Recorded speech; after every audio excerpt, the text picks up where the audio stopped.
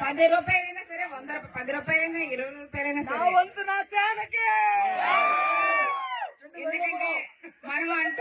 ఎందుకంటే ఇతర పార్టీల్లో వాళ్ళలాగా కబ్జాలు చేయటము, లేకపోతే వేరే పెట్టుబడిదారులు, రిలయన్స్ కంపెనీ లాంటి వాళ్ళు, ఇండస్ట్రియలిస్టుల దగ్గర మనం డబ్బులు తీసుకుని ఆ డబ్బులతో పార్టీ కార్యక్రమాలు, లేకపోతే మీటింగులు, లేకపోతే రైతులకో, లేకపోతే సమస్యల మీద ఉన్న వాళ్ళని ఆదుకోవడానికో మనకు అలాంటి విధానం అక్కర్లేదు.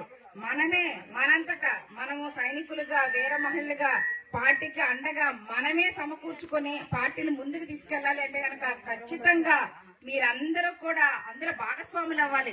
ఇందులో ఎలాంటి ఇబ్బంది లేదు. ఎందుకంటే ₹10 కాడి నుంచి కూడా మీరు ఇచ్చేది ఒక పేదవాడికి, అది మీరంతా మొత్తం మీద ఇచ్చింది అది పేదవాడికి ఎక్కువ మొత్తంలో చేరుతుంది.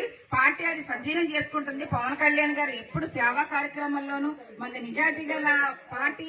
ఎందుకంటే మనం ఎప్పుడు కూడా ఈ రోజున న్యాయబద్ధంగా పోరాటం చేస్తాం. ఇప్పటికే న్యాయ పోరాటమే గెలుస్తుంది. ఆ న్యాయం నిదానంగా అయినా సరే ఆఖరికి మనకు గెలిచేది న్యాయమే. కాబట్టి ఖచ్చితంగా పవన్ కళ్యాణ్ గారు న్యాయ పోరాటం చేస్తున్నారు. సమాజ శ్రేయస్సు గురించి, రాష్ట్ర ప్రజల భవిష్యత్తు గురించి, మరీ ముఖ్యంగా మన అందరి గురించి కూడా, జనసేన పార్టీలో పనిచేస్తున్న మన అలాంటి వాళ్ళందరి గురించి కూడా ఆయన అహర్నిశలు కష్టపడి ఈ రోజున చేస్తున్నారు. ప్రతి ఒక్కళ్ళు అంటున్నారు ఆయన సినిమాలు చేసుకుంటున్నారు అంటే వాళ్ళ దగ్గర 1,00,000 కోట్లు ఉన్నదో, లేకపోతే అమ్మ అబ్బా సంపాదించిందో, లేకపోతే సీఎంల కొడుకులో కాదు.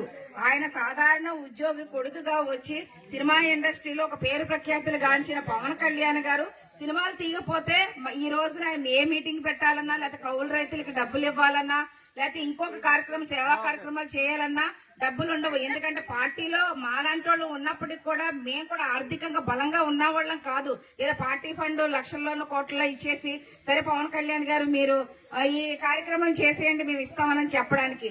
అందుకని ఆయన సినిమాలను కూడా ఇటు రాజకీయ రంగంగా కూడా ఉంటూ సినిమాలు చేయడానికి ప్రత్యేకంగా కారణము ఆయనకి ప్రతి సినిమాకు కూడా కోట్లలో ఆయనకి డబ్బులు ఉంటుంది. ఆ డబ్బులు వస్తే గనక పార్టీ పరంగా ప్రజలు ఎదుర్కొంటున్న సమస్యలను కూడా పార్టీ నడపడానికి కూడా అవసరం అని చెప్పేసి ఈ రోజున ఆయన సినిమా తీయటం కూడా జరుగుతుంది.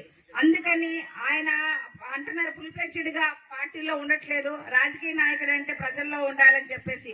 ఎందుకంటే ఆయన డబ్బు ఆయనే చూసుకుంటూ ఇటు రాష్ట్ర ప్రజల భవిష్యత్తు గురించి కూడా ఆలోచిస్తూ పార్టీని ముందుకు నడపాలంటే చాలా కష్టం. కాబట్టి మనమందరం కూడా ప్రతి ఒక్కరం కూడా భాగస్వాములు అయ్యి ఆయనకి ఇవి పెట్టిన డొనేషన్ విషయంలో కూడా మనం అందరం తలోక అందిస్తేనే ఖచ్చితంగా ఈ రోజున పార్టీని బలంగా ముందుకు తీసుకెళ్ళాం. కాబట్టి ఇందులో ఎవరు ఎంత వేస్తున్నారని చెప్పేసి ఎంత అని ఇంత కొలత గాని, ఇంత ఇవ్వండి అని గాని ఏమి ఉండదు.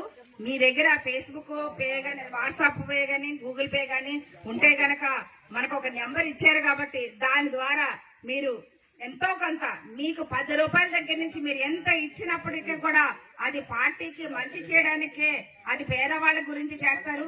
మీరంతా కుర్రవాళ్ళు, రోజువారీ పని చేసుకునే వాళ్ళు, మీరు వేలల్లోనూ వందల్లోనూ అక్కర్లేదు. ఒక ₹50 వేసినా, ₹100 వేసినా అది పార్టీకి ఎంతో లబ్ధి చెందుతుంది. కాబట్టి ఖచ్చితంగా ఆ విధంగా కూడా మీరు అందరూ ఆలోచించి మీతో పాటు మిగతా వాళ్ళందరూ కూడా చెయ్యని చెప్పేసి మన దెందురు నియోజకవర్గం ప్రతి ఒక్కళ్ళు కూడా ఒక ₹50, ₹20, ₹100 ఎవరో ఒకళ్ళు ఫోన్ పే ద్వారా దానికి పంపించాలని చెప్పేసి కూడా మీ అందరికీ పవన్ కళ్యాణ్ గారి పుట్టినరోజు సందర్భంగా, ఎందుకంటే ఆయన పుట్టినరోజు వేడుకలు వీటికంటే కూడా పేద ప్రజల కష్టాలు తీర్చడానికి పార్టీ ముందుకెళ్లాలి, జన సైనికులు ముందుకెళ్లాలి.